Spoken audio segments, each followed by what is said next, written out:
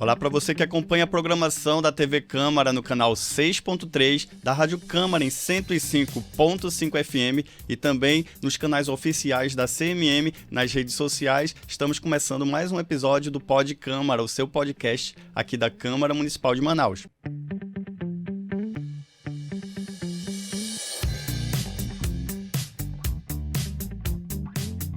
Sejam muito bem-vindos ao Pod Câmara de hoje, que vai falar sobre o Agosto Lilás, que é o mês de combate à violência contra a mulher. E para discutir esse tema hoje, o Pod Câmara recebe a doutora Carolina Nobre, que é presidente da Comissão de Direito Constitucional da OAB Amazonas, que vai falar um pouco sobre a decisão do Supremo Tribunal Federal que tornou inconstitucional a defesa da honra em casos de feminicídio, e também a delegada Débora Mafra, que é titular da Delegacia Especializada em Crimes contra a Mulher.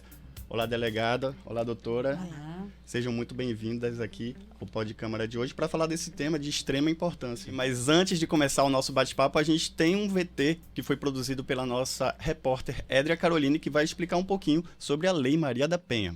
O Agosto Lilás é uma campanha que tem como objetivo o combate à violência doméstica e feminicídio no Brasil.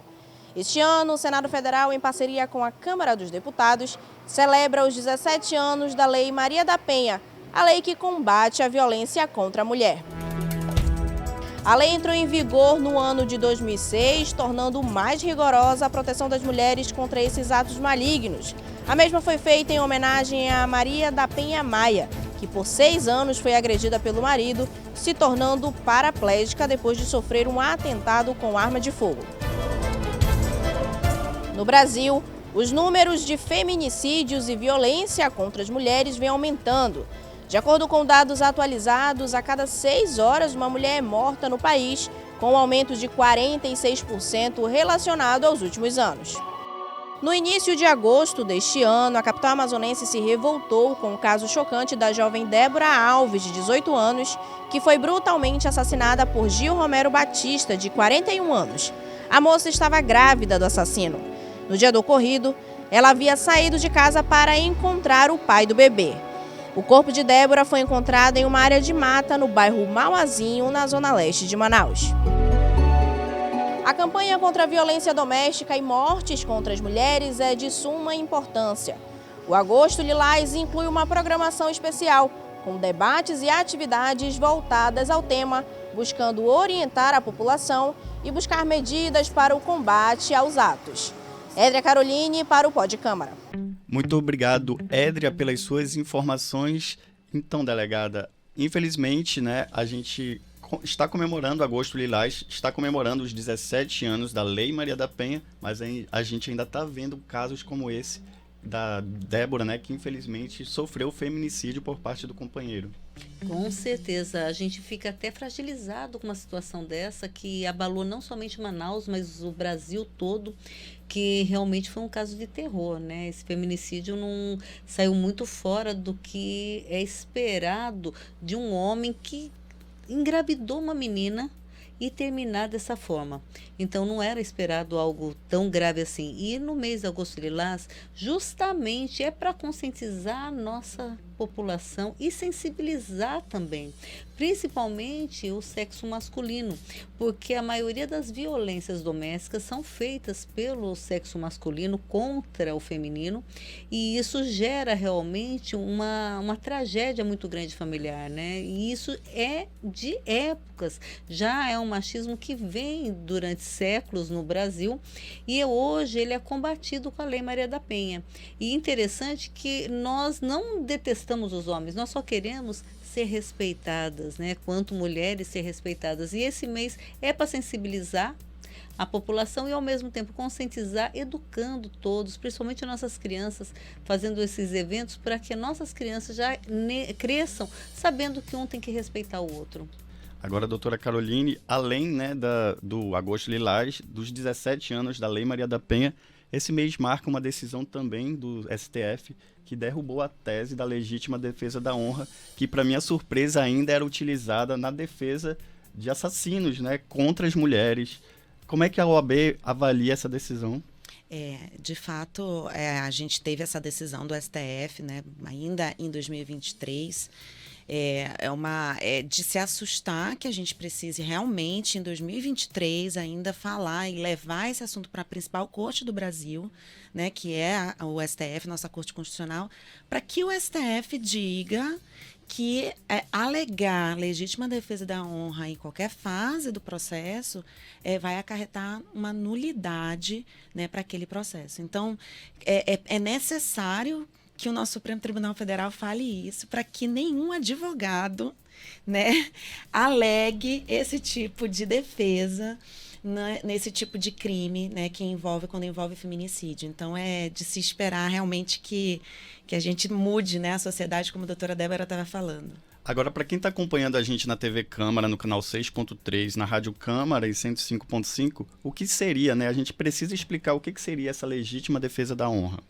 É você poder alegar, né, numa fase processual de defesa, né? No caso, a vítima que foi vítima de feminicídio, mas aquele que está sendo processado, você alegar que ele, eventualmente, na hora, né, de cometer o crime, ele cometeu o crime porque ele traiu porque a esposa o traiu, ou porque a honra dele ficou manchada, porque ele era o marido e aí vai ser o marido traído, e por causa disso ele teria o direito de matar a esposa para que ele lavasse a sua honra, né? Então é uma coisa muito, de fato, muito arcaica, né? Que a gente chega precisa... a ser inacreditável. Inacreditável que a gente ainda passe por isso em 2023, mas aí está o exemplo, né, do crime que recentemente chocou aqui a nossa cidade, né? Agora, delegada Débora, a gente estava conversando um pouco antes de entrar no ar e a senhora afirmou aqui que não necessariamente precisa ver a traição. A simples suspeita já dava ao homem o direito de utilizar essa tese na defesa. Isso mesmo. Inclusive, mancharam, na verdade, a honra da vítima. Muitas vezes ela não tinha feito nada e os advogados, até com uma má-fé, eles utilizavam porque era certo. Usou a legítima defesa da honra, era absolvição. Então, era isso que eles queriam, né? Que fosse liberto aquele réu. E, realmente, era uma tese que ninguém derrubava. Mas, como eu estava conversando com a doutora Carolina há pouco, caiu no STF. Já caiu no STJ em 2021. Quero que caia da sociedade. Porque quem julga no tribunal do júri são pessoas da sociedade. E até hoje, a nossa sociedade, homens e mulheres, muitas vezes eles acham que está correto, que um homem traído tem que lavar sua honra com sangue. Com isso, a vida da mulher fica menor do que a honra de um homem. Exatamente. Mesmo que a traição seja consumada, não justifica uma agressão dessa forma. De forma alguma. Aliás, nós não temos liberdade de utilizar nada que justifique uma violência. Inclusive, nós policiais, quando pegamos casos como esse da Débora, ele foi preso, mas nada aconteceu com ele. Ninguém está falando, não, agora você vai apanhar porque você fez isso, nós vamos te matar porque... Não, e foi um crime horrível. Mas mesmo assim não nos dá a liberdade e a justificativa para cometer nada violento contra um réu. E já que a gente está falando dos avanços, né, na defesa da vida da mulher, da vida feminina, quais foram os avanços que a Lei Maria da Penha trouxe nesses 17 anos? São diversos. Quando ela entra no ordenamento jurídico em 2006, ela traz um transtorno na sociedade, porque muitos acharam que não estava tendo isonomia essa lei, que estavam tratando a mulher diferentemente do homem. Porém, o que ainda bem que permaneceu, porque já foi, né, falado que a lei tem que ser forte para equiparar a força com a força física do homem. Então, é por isso. Então, os benefícios que trouxe foi as medidas protetivas de urgência que nem se falava no Brasil. Então, a mulher, ela sempre sofreu, sempre apanhou, só que ela poderia ir até uma delegacia da mulher, que a delegacia da mulher no Brasil é anterior à lei, porém não tinha uma lei forte. Ia usar o Código Penal, a maioria dos crimes são de menor potencial ofensivo, então faria um TCO, e ela continuaria com o agressor dentro do lar, ela ia com ele para o julgamento no fórum, E quando chegava lá, ele recebia uma transação penal onde ele poderia pagar com cesta básica, com serviço à comunidade, e ele vinha dando risada dela. Vai lá, de novo. Quer dizer que nada mudava com uma denúncia. Hoje não. Hoje é retirado o agressor do lar, mesmo que ele seja o único proprietário da casa. Quem vai ficar na casa é a mulher e os filhos. Não que ela ganhe a propriedade, mas ela vai ganhar o direito de uso. Tem um limite mínimo de aproximação entre agressor e vítima, fazendo com que a vítima possa ter a sua integridade física preservada com a distância dele. E tanto ela quanto os familiares dela e as testemunhas do fato. No mesmo sentido, também a não comunicação com a vítima, de forma alguma. Como eu falo, de forma alguma, porque estavam usando até Pix. Mandavam R$1 para a vítima para xingar a vítima, você acredita? Para ameaçar a vítima no escrito. Então, tudo isso não pode mais, nenhum tipo de comunicação. E também protege nessa comunicação as testemunhas do fato e os familiares da vítima. Para também preservar a integridade psicológica, porque, queira ou não, ela tem muitos vínculos com ele. Então, cada vez que ela ouve ele, ou uma ameaça, ou até o próprio sentimento que retorna, ela pode desistir de tudo. E tem outros, né, de acordo com os fatos, como retirada do posse de arma, alimentos provisórios, tem muitas outras medidas protetivas que auxiliam esse primeiro momento da vítima. E esse eu acho que foi o fator de mudança maior que houve. Fora que a Lei Maria da Penha jogou um olhar para nossas mulheres brasileiras. Com isso nasceram diversas leis que vieram nos proteger, políticas públicas que não existiam, e várias outras formas que veio para proteger a mulher integralmente. Não somente a mulher vítima de violência doméstica e familiar, quanto a mulher em si, que não tinha esse olhar. Nós, mulheres, muitos anos no Brasil, fomos deixadas de lado. Por isso que nós, mulheres, morríamos muito. E ainda hoje se mata muito mulher no Brasil. E, como eu sempre digo, o pior local para uma mulher brasileira ficar é dentro da sua casa. Agora, delegada, um dos resultados, né, dessa Lei Maria da Penha foi a lei do feminicídio. O que essa lei traz de diferente, né, para a proteção das mulheres? Na verdade, ele faz, cada vez que se matar uma mulher, decorrência da violência doméstica e familiar, ou menosprezo, ou aversão à condição de mulher, são 2 requisitos para ser feminicídio, vai ser crime qualificado, homicídio qualificado, que antes era homicídio simples, matar a mulher. Por quê? O meio de mortes de mulheres, que são a maioria dentro de casa, são com faca. Uma facada, 2, ou facadas no rosto, que é o crime de ódio. E era considerado simples, então a pena era menor. Então se aumenta a pena, quando é decorrente da violência doméstica e familiar, fazendo com que o agressor pense 2 vezes em retirar a vida de uma mulher. Porém, continuou tendo a legítima defesa da honra. Então, a gente ganhou por um lado e foi retirado pelo outro. E agora, em 2023, 8 anos depois de vigor da lei do feminicídio, que nós conseguimos realmente ter uma lei forte que realmente combata a morte de mulheres.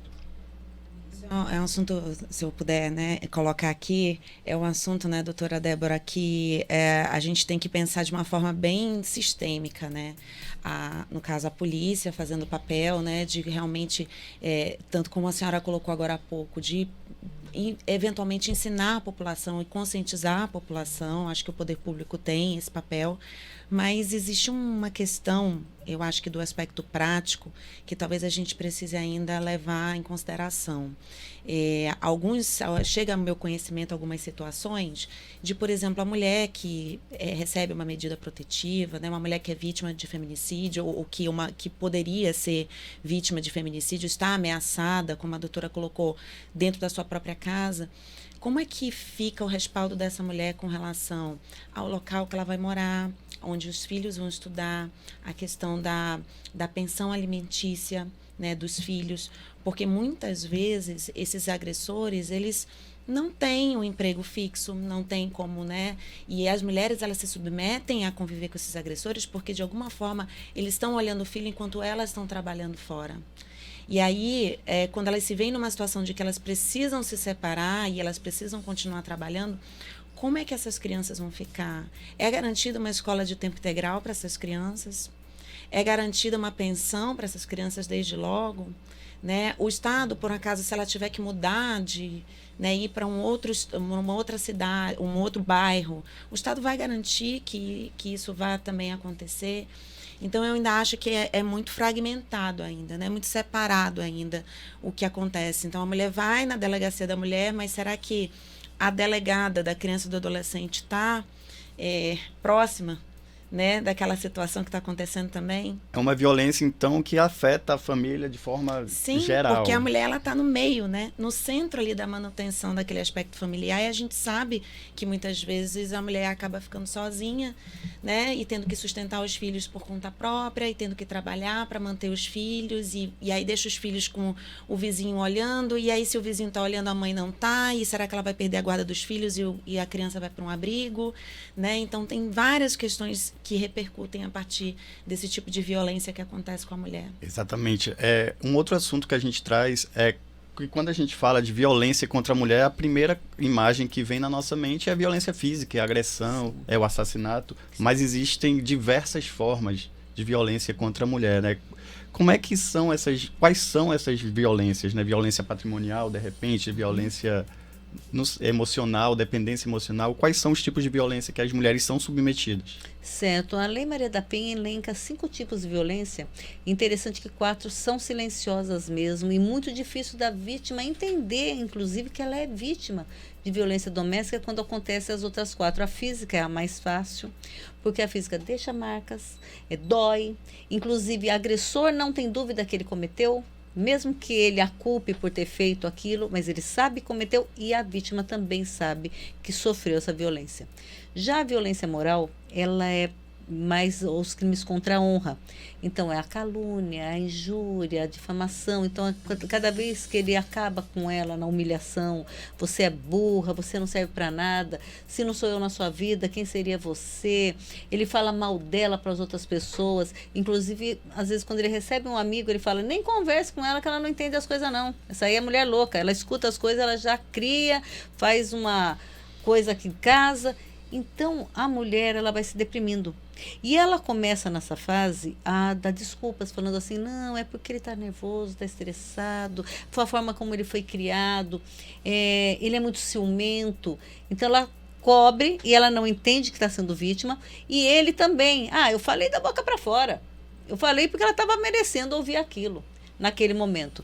Violência psicológica, ela há pouco tempo se tornou um crime, mas antes de se tornar crime, ela já era combatida pelo meio do Código Penal mesmo, porque são vários tipos de ações e atos que já são tipificados, como ameaça, perseguição, manipulação, chantagem, gritaria, inclusive a humilhação também entra na violência psicológica, a perturbação da tranquilidade. Então, são vários atos que fazem com que aquela mulher se torne mais deprimida ainda, porque ela começa a ter um medo dele, porque ela acredita que aquelas ameaças vão se concretizar.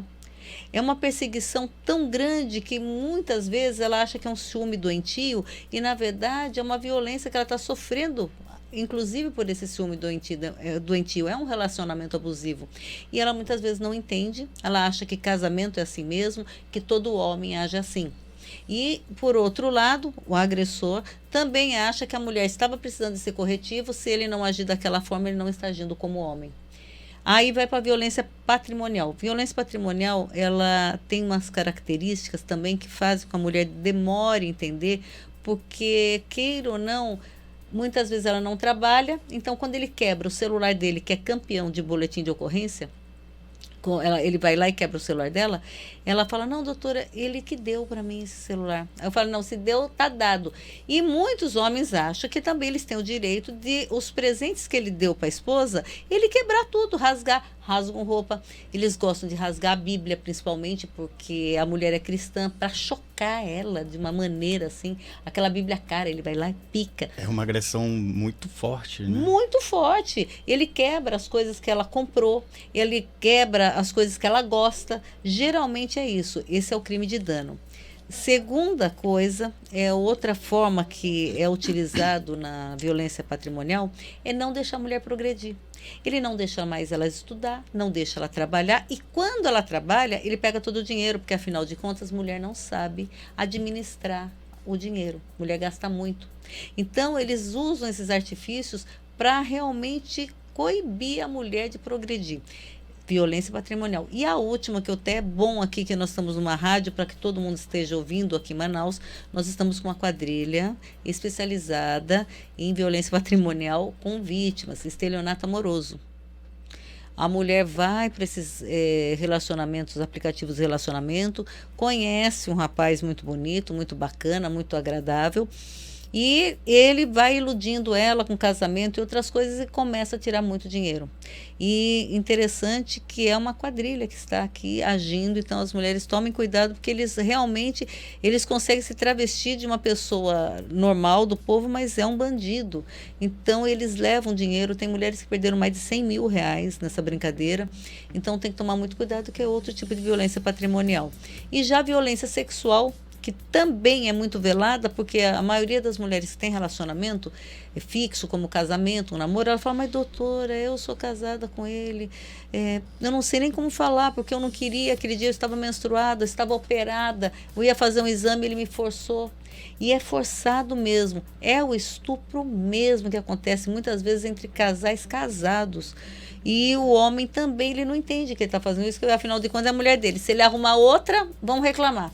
Se ele estupra a mulher dele, que ele acha isso, também não está correto. Então, são essas violências que tem, e a mulher, na primeira violência que ela sentir que ela está sendo vítima, ela deve denunciar o quanto antes. A maioria das vítimas que sofreram violência doméstica e não denunciaram, morreram em feminicídio. Então, a gente sabe, todas essas vítimas de feminicídio nunca tiveram uma denúncia. Inclusive, esse ano, aqui no Amazonas, morreram diversas mulheres e nenhuma delas nunca denunciou. Agora, doutora Débora e doutora Caroline, outra forma de violência que tem se tornado comum, principalmente com o crescimento das redes sociais, é a exposição, né, dessas mulheres. A divulgação de vídeos íntimos, de conversas íntimas. Como é que isso é tipificado nessa legislação? Nós temos hoje um crime adequado para isso, que é a divulgação de cenas de nudez, pornografia, estupro. Então, ele reúne essas ações, né, e faz um crime que é de 1 a 5 anos de prisão. E interessante que esse crime é voltado para qualquer público. Então, as vítimas podem ser homens e mulheres, e os agressores podem ser homens e mulheres. Porém, o público-alvo são mulheres. A gente sabe que a Lei Maria da Penha teve um papel muito importante. Quando foi feita essa lei, eles fizeram para os dois sexos, né? Mas, porém, a maioria que vai e sofre esse tipo de violência são as mulheres. Principalmente hoje também, utilizando rede de computadores, muitas pessoas fazem até o estupro virtual, forçando a mulher a se masturbar, forçando a mulher a ter atos libidinosos ali com ele. Ele filma e depois ele começa a extorquir em dinheiro aquilo, senão ele vai colocar. E muitos homens, né, muitos agressores, pode ser até mulher, eles usam esses vídeos que eles pedem tudo e eles publicam mesmo. Principalmente também tem a vingança virtual, que quando a mulher se separa, ele pega tudo que ele tinha. Eu acho até uma canalice tão grande, que aquele momento íntimo que eles filmaram, fotografaram, o ex-marido e o ex-namorado botam na internet. Tem até um termo, né? Em inglês o nome é revenge porn. Isso mesmo. Né? Que ele é a pornografia de vingança. Né? Tudo aquilo com os nossos momentos íntimos eu vou e exponho na internet. E existe também, tá interessante, né? Porque existe todo um aspecto constitucional também a respeito disso, porque é a proteção da honra da mulher, da imagem da mulher, que tem uma proteção constitucional. E isso me fez lembrar aquele caso daquela atriz famosa, da Daniela Sicarelli, também o caso da Carolina Dickmann, que também se tornou outra lei, se tornou lei, porque existe toda aquela ideia de que você tem a proteção, e hoje em dia a gente fala muito da internet, a preocupação com a proteção dos dados pessoais, da manipulação das imagens, até porque a gente tem os deepfakes. Então tem toda uma situação que realmente a gente percebe que, apesar da legislação evoluir, apesar da gente gente ter toda uma decisão de uma corte constitucional, né, da gente ter toda essa preocupação jurídica com relação a esse assunto, socialmente a mulher ela ainda é muito objetificada. E eu acho que a ideia de que eu posso fazer isso porque ela é mulher, porque ela é minha mulher, ou porque ela é minha namorada, ou porque, né, enfim, por qualquer motivo que seja, a gente ainda tem essa ideia, né? Acho que recentemente também a gente teve aquele caso daquela moça que foi deixada por um motorista Uber. Poxa vida. Né? E aí essa moça ela acabou também sendo violentada e várias pessoas estariam envolvidas ali para que aquilo acontecesse. Sim. Mas o fato é que a culpa é sempre da mulher, né? Por que ela foi beber? Por que ela não se preservou? Porque estava com essa roupa. Porque estava com essa roupa, né? Mas não se pensa por que a violência e por que com ela, né? Sim. Exatamente. Isso é muito interessante. E as imagens são tão chocantes desse caso que o homem que a estupra, ele leva ela como um troglodita, parece coisa das cavernas, né? Ele pega, coloca no ombro e leva. É uma coisa assim que é inimaginável, algo assim. No ano de 2023, um ser humano agia assim com uma mulher. A gente está falando aqui dos avanços, né, das legislações de proteção à mulher, mas além de todas essas decisões que são incluídas nessas legislações, a gente tem o debate público, né, que se levanta em cada uma dessas decisões. Como é que vocês veem o papel da mídia, né, das novelas, dos filmes e até mesmo dos noticiários nessa discussão? Bom, eu acho que aí é a questão dos filmes e das mídias, né? É assim, existe um papel de tentar educar, de tentar mostrar e revelar uma realidade. Eu acho que tanto a literatura, a arte, ela tem esse papel, né? De você tentar mostrar pontos de vista que você, na sua própria realidade, você não consegue ver. Né? Então, quando você lê uma história num livro que está contando história de vida de uma outra pessoa e você consegue se colocar naquela posição, você fala, nossa, nunca tinha parado para pensar nisso. Né? E a gente, às vezes, acha assim, não, mas isso é muito normal, mas isso não acontece. Acontece. O problema é que a gente não vivencia. E o fato da gente não vivenciar e não estar próximo, fica parecendo que não, né, que de fato a coisa não acontece e por causa disso a gente não tem que se preocupar com isso. Então eu acho que o papel dos filmes é realmente trazer essa realidade, né? E a gente tende a criticar muito os filmes ou as notícias com base na nossa realidade. Mas é importante a gente saber apreciar, vendo, olha, o que ele está querendo mostrar que eu ainda não vi. Que ponto de vista é esse que eu ainda não vi? Porque eu sempre falo isso, né? A verdade nunca é aquela verdade que você acha que é só a sua verdade. Você tem que construir outros pontos de vista para chegar na verdade, né, doutora? Com certeza. Eu acho importantíssimo porque muda também a visão da sociedade. É interessante que a maioria das nossas vítimas que denunciam seus agressores são de 18 a 30 anos de idade.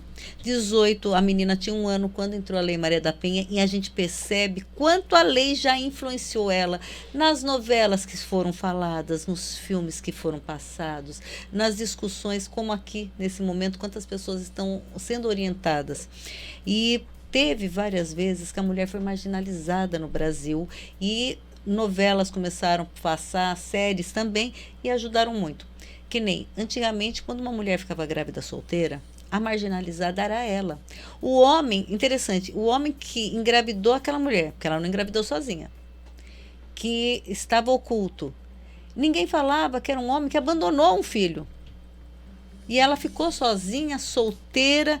Quantas vezes foi abordado esse tema em novelas e se tornou hoje diferente. Hoje, quando nós vemos uma mulher solteira, a sociedade dá apoio, não, ela vai criar o filho dela, vê o valor que ela está tendo, em vez de jogar pedra nela. E ninguém nunca jogou pedra no homem. Ninguém sabe quem é o pai do bebê que era da mãe solteira. Outro detalhe foi o divórcio. Quando o divórcio entra no Brasil, nossa, foi um negócio de destruir a família, agora vai dar liberdade para todo mundo destruir a família, a mulher ficou marginalizada, principalmente se ela pedisse o divórcio. Ela não aguentava mais as violências, que não tinha Lei Maria da Penha, aí entra a Malu Mulher demonstrando o recomeçar. né, de tudo aquilo, que ela se divorcia, as problemáticas que ela passou de um divórcio, ela sendo mulher no Brasil em 75.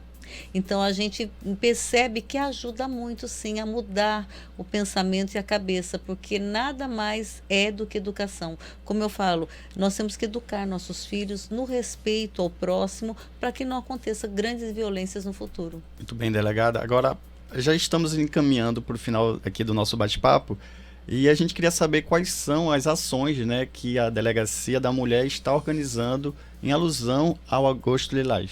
Olha, nós já fizemos diversas ações, principalmente que esse mês nós pegamos para ir em eventos, reportagens, escolas com palestras, empresas também.